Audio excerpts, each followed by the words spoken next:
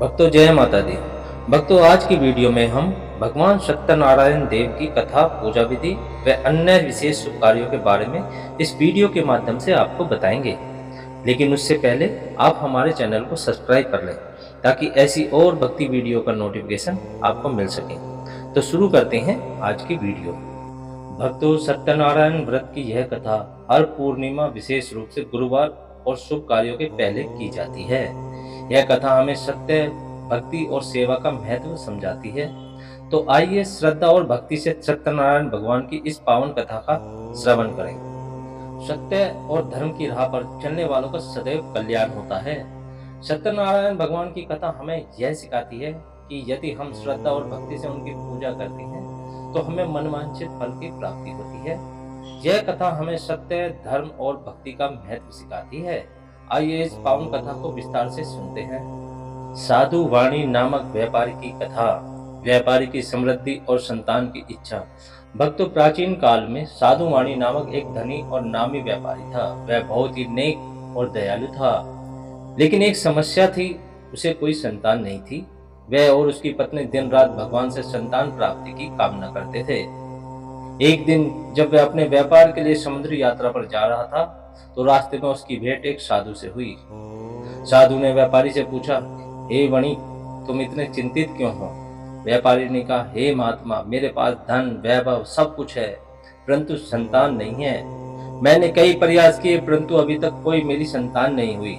साधु मुस्कुराए और बोले, हे वणिक, यदि तुम सत्यनारायण भगवान का व्रत करोगे तो तुम्हें अवश्य संतान सुख की प्राप्ति होगी। भगवान की कृपा से तुम्हारे सारे कष्ट दूर हो जाएंगे। यह सुनकर व्यापारी ने व्रत करने का संकल्प लिया और साधु को प्रणाम कर अपनी यात्रा पर निकल पड़ा। कुछ ही समय बाद व्यापारी जब अपने घर नगर लौटा तो उसे प्रसन्नता से पता चला कि उसकी पत्नी गर्भवती है। समय आने पर उन्हें एक सुंदर पुत्र रतन की प्राप्ति हुई। खुशी में व्यापारी अपने पुत्र के पालन पोषण में लग गया और सत्यनारायण व्रत करने का संकल्प भूल गया। समय बीतता गया और पुत्र युवा हो गया। जब पुत्र युवा हुआ तो पिता पुत्र दोनों व्यापार के लिए जहाज लेकर समुद्र यात्रा पर निकले। जहाज बहुमूल्य वस्तुओं से भरा हुआ था, लेकिन व्यापारी को भगवान से किया गया वचन याद नहीं था। जैसे ही उनका जहाज समुद्र के बीच पहुंचा, अचानक भयंकर तूफान आ गया। हवाएं इतनी तेज चलने लगी कि पूरा जहाज डगमगाने लगा। व्यापारी घबराकर सोचने लगा, आखिर यह आपदा क्यों आई? तभी उसे वर्षों पहले साधु द्वारा कही गई बात याद आई। उसने तुरंत भगवान सत्यनारायण को याद किया और मन ही मन में कहा, हे प्रभु, मैंने आपसे जो संकल्प लिया था उसे भूल गया। अब मैं व्रत करूंगा और पूरी श्रद्धा से आपकी पूजा करूंगा। कृपया करके हमें इस संकट से बचाइए। भगवान सत्यनारायण ने व्यापारी की प्रार्थना सुनी और देखते ही देखते इस तूफान शांत हो गया। व्यापारी जब अपने नगर वापस आया तो वह सबसे पहले सत्यनारायण व्रत करना चाहता था, लेकिन जैसे ही वह नगर के द्वार पर पहुंचा, वहां के राजा के सैनिकों ने उसे बंदी बना लिया। राजा के सैनिकों को कुछ गलतफहमी हुई थी और उन्होंने व्यापारी को चोर समझकर कारागार जेल में डाल दिया। भक्तों इधर जब व्यापारी की पत्नी को यह समाचार मिला तो वह अत्यंत दुखी हुई। उसने भगवान सत्यनारायण से प्रार्थना की और पूरे विधि विधान से सत्यनारायण का व्रत रखा। भक्तों सत्यनारायण भगवान की कृपा से राजा को स्वप्न में सच्चाई का ज्ञान हुआ। उसने तुरंत व्यापारी को सम्मान पूर्वक मुक्त कर दिया और उसके सभी व्यापारिक सामान भी लौटा दिए। घर लौटकर व्यापारी ने संपूर्ण परिवार सहित सत्यनारायण व्रत किया और उसके बाद से वह अपार सुख समृद्धि में प्राप्त हो गया। भक्तों सत्यनारायण व्रत एवं पूजा विधि बहुत ही सरल और फलदायी होती है। इसे पूर्णिमा, एकादशी, गुरुवार या किसी भी शुभ अवसर पर किया जाता है। भक्तों सत्यनारायण व्रत एवं पूजा विधि बहुत ही सरल और फलदायी होती है। इसे पूर्णिमा, एकादशी, गुरुवार या किसी शुभ अवसर पर भी किया जा सकता है। यह व्रत परिवार की सुख, शांति और इच्छाओं की पूर्ति के लिए भी किया जाता है। सत्यनारायण व्रत किसी भी दिन किया जा सकता है, लेकिन पूर्णिमा और एकादशी को विशेष फलदायी माना जाता है। पूजा के लिए पूर्व दिशा या उत्तर दिशा की ओर मुख करके बैठना शुभ होता है। स्वच्छता का विशेष ध्यान रखें और स्नान करके साफ सुथरे कपड़े पहने। पूजा के लिए लकड़ी या चौकी पर पीला वस्त्र बिछाएं और भगवान विष्णु या सत्यनारायण की तस्वीर का मूर्ति स्थापित करें। पूजन सामग्री इस प्रकार है: भगवान की मूर्ति या चित्र, कलश जल से भरा हुआ, आम के पत्ते और नारियल, पंचामृत, दूध, दही, घी, शहद और चीनी। रोली, कुमकुम, हल्दी, चंदन, अक्षत, चावल, फूल और तुलसी दल, धूप, दीप, कपूर, घी और अगरबत्ती, सात धान्य, 7 प्रकार के अनाज, भगवान को अर्पित करने के लिए प्रसाद, हलवा, पंचामृत या और भी आप कुछ ले सकते हैं, केले और अन्य फल। सत्यनारायण व्रत कथा और पूजन विधि इस प्रकार है।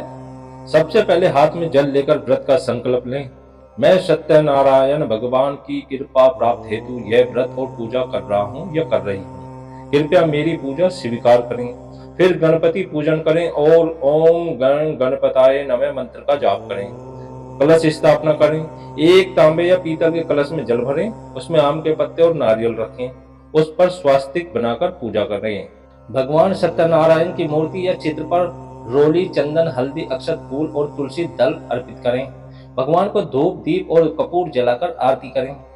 पंचामृत से स्नान कराएं और शुद्ध जल से शुद्ध करें। हलवा, चरणामृत, केले और अन्य फल का भोग लगाएं। अब भक्तों सहित सत्यनारायण भगवान की कथा भी सुने। पूरी श्रद्धा से कथा सुनने से ही इसका पुण्य फल प्राप्त होता है। यदि सुविधा हो तो आप हवन भी कर सकते हैं। अंत में जय लक्ष्मी रमण, जय जय श्री नारायण भजन गाकर सत्यनारायण भगवान की आरती करें। प्रसाद को सभी भक्तों में बांटें और खुद भी ग्रहण करें। हम व्रत के कुछ नियम और विशेष बातें आपको बताते चलते हैं। सत्यनारायण व्रत उपासना और भक्ति का पर्व है, इसे श्रद्धा से करना चाहिए। इस दिन सात्विक आहार लें और तामसिक भोजन जैसे लहसुन प्याज से जरूर बचें। पूजा संपन्न होने के बाद गरीबों और ब्राह्मणों को दान देना अत्यंत शुभ माना जाता है। यह व्रत सभी मनोकामनाओं को पूर्ण करने वाला व्रत होता है। इस व्रत को करने से सभी प्रकार की आर्थिक और मानसिक परेशानियां दूर हो जाती हैं। दाम्पत्य जीवन में शांति और प्रेम बना रहता है। घर में सुख, शांति और सकारात्मक ऊर्जा का संचार होता है।